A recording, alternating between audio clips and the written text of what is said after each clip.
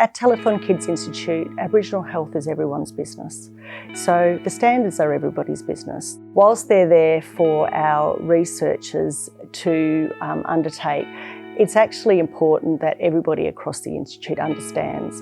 It doesn't matter whether you do research in Aboriginal space. Aboriginal people are part of everyday life in Australia, and people need to be across the standards.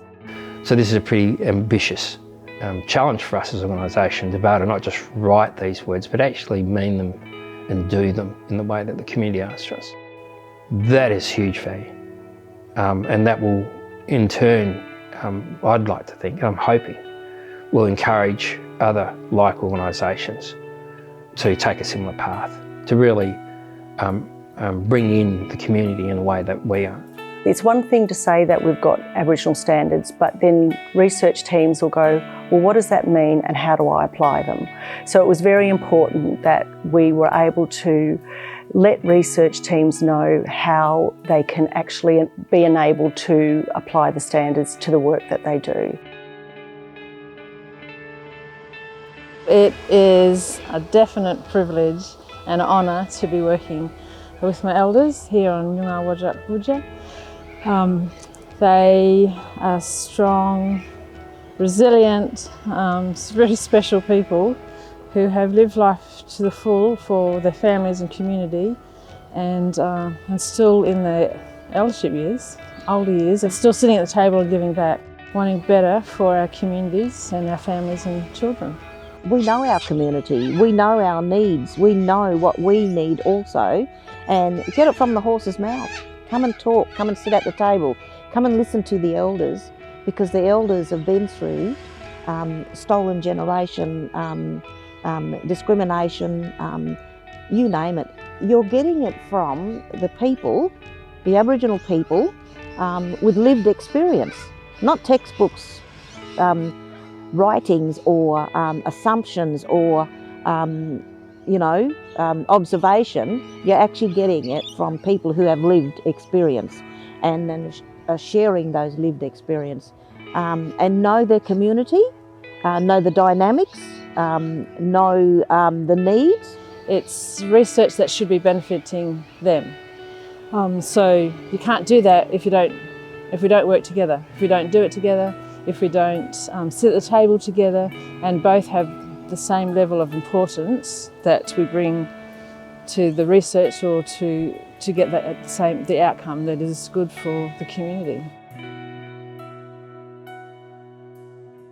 We have a 12-member Aboriginal advisory group for the eHealth project down here in Coburn for the Jali Wangan eHealth program, and that group was set up before any of the research started, and they've really been instrumental in guiding the research from before we began. As the chairman of our particular group, it's really important that I mention as often as I need to, that people have a right to say things, people have a right to an opinion.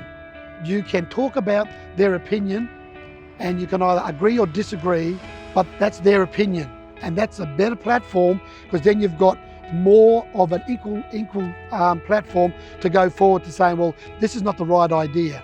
Because our history with research hasn't always been positive, now having community involved in our research and having a voice at the table, it kind of, that two-way learning happens all the time. And so Aboriginal families and communities are knowing now what research really is, why it's important and how it can be helpful. And they're really happy to be part of that now, whereas in the past it wasn't always like that. I don't think you can put a value on it. I think it's priceless. I think what it's meant for us is that families and the community wants to be involved in the research because they feel like it has good governance, they feel safe to be a part of it. If they have problems with anything that's happening, they feel they have a safe space to raise that.